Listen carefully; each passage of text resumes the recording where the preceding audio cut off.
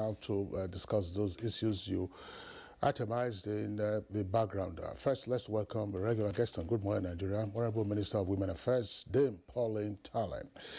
Honorable Minister, pleasure to have you on Good Morning Nigeria. Thank you very much. Good morning, Kingsley, and Happy New Year. Good morning, Nigerians. Happy New Year to you too. And let's also welcome, after I believe a long while, that we last saw her on Good Morning Nigeria, the Honorable Minister of State for the Federal Capital Territory, Hajiya Dr. Ramatu Tijani Aliyu. Pleasure to have you again on Good Morning Nigeria. Happy New Year as well. Good morning, viewers. And also with us here in the studio is Honorable Engineer Doris Ubo, former member, House of Representatives and Vice Chairman, Planning Committee for APC Women Conference. Madam, you're welcome to the program.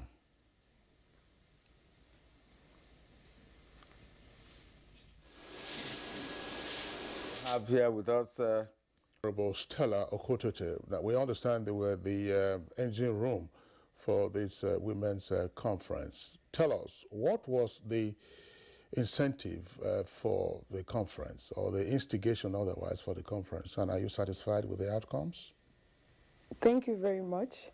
Being a pre-election year, I believed it was time for women to change strategy and also ensure that we're not just visible from behind, but we come to the forefront of the political space, actively participating in governance as well as in politicking.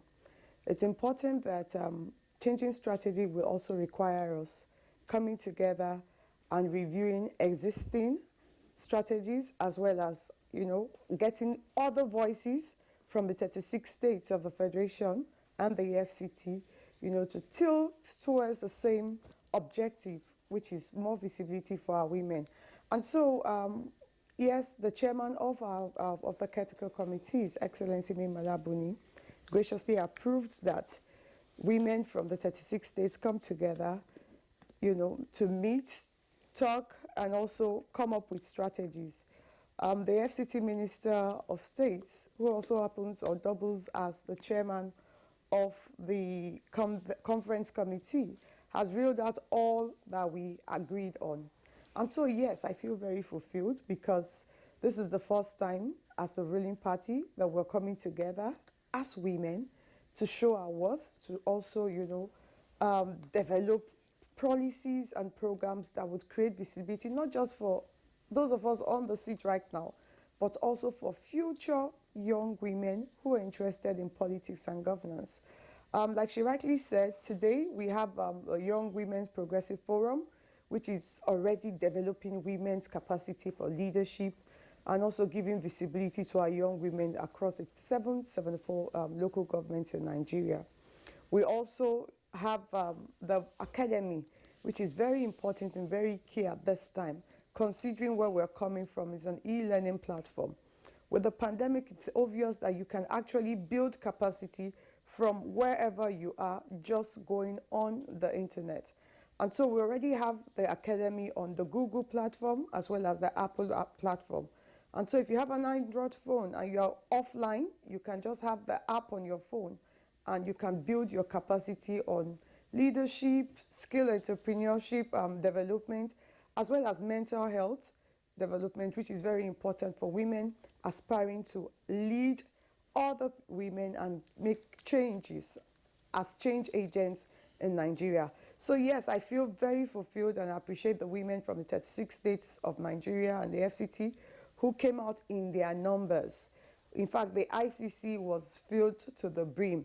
We had women, commissioners, former commissioners, the former Speaker of the House of Representatives, former senators who are members of the All Progressives Congress, all in attendance, the wives of the governors. We even have some of the governors who joined us online because they were not able to, make it to the event. And we had Nigerians also, Nigerian women, who were also on the online platform. I was told we had over 2,000 of them also on the online platform, to understand and work with us towards achieving more visibility for the Nigerian woman. And as the ruling party, I can assure you that Nigerian women, are getting a new vibes of what we can do in 2023. And I'm sure the party will definitely be adopting all our recommendations. That optimistic proposition. Once again, Honorable Stella Okotete, let's take a look at what happens after the conference. I'm just wondering, because sometimes we play at the national level, and then when we get to the subnational level, we begin to have issues. You have made a number of suggestions, you've made proposals, and you're going to forward this on. But politics, they say, is local, and so every environment has its own peculiarities. Considering what it has taken to organize this conference, is it an idea that your caretaker committee, or let's say your party or women in general, will also be considering to say, look, let's also have our state conferences. Let's also have our local government conferences. Let's also have our world conferences, so that these ideas that have been discussed at the national level are resolved and then women are sensitized. Or you just want to leave it hanging at the national plane? Like you said, we're not leaving it as a national play, but we're domesticating this across the 36 states and FCT, as well as the 774 local governments and the thousands of wards that we have in the country. Permit me to put this on notes that the party over the past 18 months has actually given women a new platform for visibility. We currently have in all through the ward and local government congresses that happened in 2021, we have women elected into offices beyond, at the grassroots level, beyond the woman leader. We have women today who are vice chairmen of the party at local level as well as ward level. We have women who are welfare secretaries. We have women who are secretaries of the party at the local government and at the ward level. What this means is that the party has heard our cry, but we came together for 2 days to fine-tune what the party has done, and like Oliver Twist, to ask for more. That's what we came out to do in Abuja, and I'm sure the leadership of the party have listened to us because they were there for the 2 days. They sent representatives, they were there day one, and day two, they sent representatives to listen to what we had to say. Beyond this, I want to say that the APC is the most gender-friendly party Nigeria has ever had. I'll tell you why. If you go by our social investment program, which is the brainchild, the idea of our leaders, headed by the President Muhammadu Buhari, you agree with me that the SIP has touched women across the 774 local governments in this country through various schemes, from the Jeep to the market money, all of this to give women economic empowerment, which is very key for visibility. When women are empowered, they will come out in their numbers, and that's why we came out in our numbers. So first of all, tell Mr. President, thank you for what you have done for the grassroots women. You've empowered them. You've given them different programs and different opportunities to build their capacity financially. But beyond that, we're still asking for more because it's never too much. We are mothers, we are wives. So whatever we bring to the table, goes back into the family system. And so we're asking for more of that support from the APC. But above that, we're also requesting, that from this conference, Nigerian women will see the opportunity for visibility for themselves, who are yearning to serve Nigeria or who are looking for a platform to run for elections. And I think that's what we've shown in the last 2 days, that yes, the APC women are united. The APC women are women of worth and class, and we are ready to share and give our own contributions to social and economic development of this country. I said it yesterday, Desmond Tutu said, if you want to see real development, get women to sit on the table. And the APC has given women, the current Minister of Finance, managing the economy of this country. Remember how many recessions we came out from? Against speculative analysis, Despite the pandemic, we're one of the first countries, to break out of the shackles of the pandemic. So the APC women have shown their worth in public service. We've also shown our worth. If you go to the National Assembly, our women in the National Assembly have sponsored bills they've made representations, they've made appearances, and we're doing all we can to, give ourselves more of that and encourage more women, who are at home. Yesterday we heard from one of our state houses of assembly members from Gombe State, Niger State, sorry. She said it there. She was formerly a housewife. The APC gave her a platform. Today she's a House of Assembly member, contributing to the development of her state, representing her constituency. And she reeled out projects and programs she has done. Because the APC women are not just flamboyant. No, we come to the table with empathy. We come to the table with the need to serve, because that's what we've been trained to. We're progressives. And like you said, we're not ending here. We've set the pace. We've raised the bar as a party. Because we're the ruling party, because we're progressives, and because we know what our slogan is, change. We have actually changed the narrative of women representation by coming together with this conference. And I can assure you, with the leadership of our party that has the listening ears, as well as the president who is willing and always ready to support women, we'll definitely be getting all our recommendations adopted. I can also assure you that the chairman of our party on the critical committee is waiting to receive our recommendations. The progressive governors are waiting to receive our recommendations. And so in the next couple of days, we'll be out in our numbers using the platform of the lobby group of the APC women to do all of these deliveries to ensure that it is quickly adopted at our convention or before our convention, so we can have more women run for elective positions at the convention and also, get more of them represent us at the national level, since we have succeeded in doing it at the local government and the ward, local government and state level. Thank you very much. All right, madam. Well stated. But I'm worried about certain aspects of the way we play politics in Nigeria. We have appointive positions and, of course, elective positions. And I'm wondering whether women are more interested in elective positions or appointive positions, or both, as the case may be. And now you're talking about the progressives being APC. We have mentioned here that we have other political parties. For this to have a bite or an impact, on the Nigerian women, other parties have to key into that, because APC is just one party.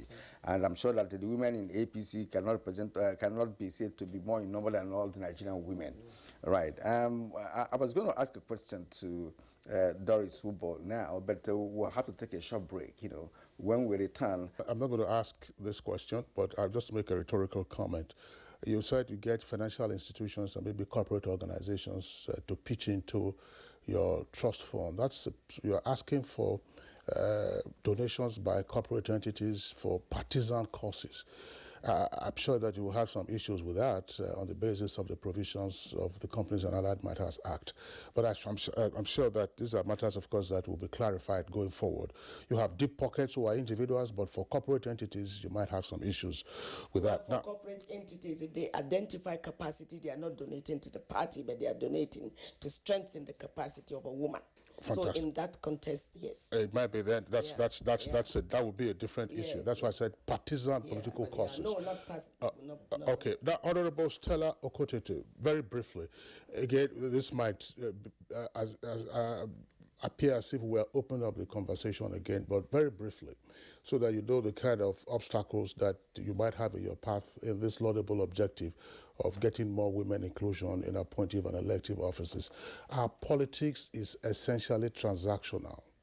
And we do know that politics has been a means of economic empowerment. If the oligarchs now find that you are coming to take from the table where they have been working, you think they will be comfortable with you? The time has come. The time has come for us to be very patriotic, to our nation, Nigeria. And I can tell you that we're not coming to take what they are eating. I'm sorry. But we're coming to join our strength, join our experience, join our passion, to the development of our country, Nigeria. Nigeria needs to move from where it is today. We need to improve on the social welfare of our people. And the best people who can do this are the women. And I need to inform you that apart from us getting funds from, women getting funds from, the private sector, The trust fund will be donations from party women. Imagine registered today, we have over about 30 million women registered in the APC from our last registration who are APC members. If each of them, I work with numbers, if each of them make a contribution of 100,000, would have in our coffers in the trust fund over 300 million. That would definitely change the political space of our women in terms of capacity building and otherwise. Then when we go back to the lobby group, we're not just going to be lobbying those at national level.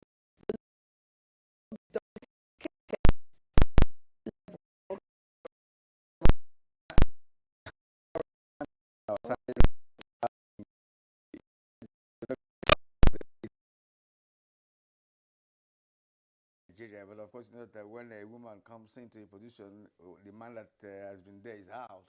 As a matter of fact, you know, but that's just by the way. As a matter of fact, what happens? somebody is taking it away. So, all right.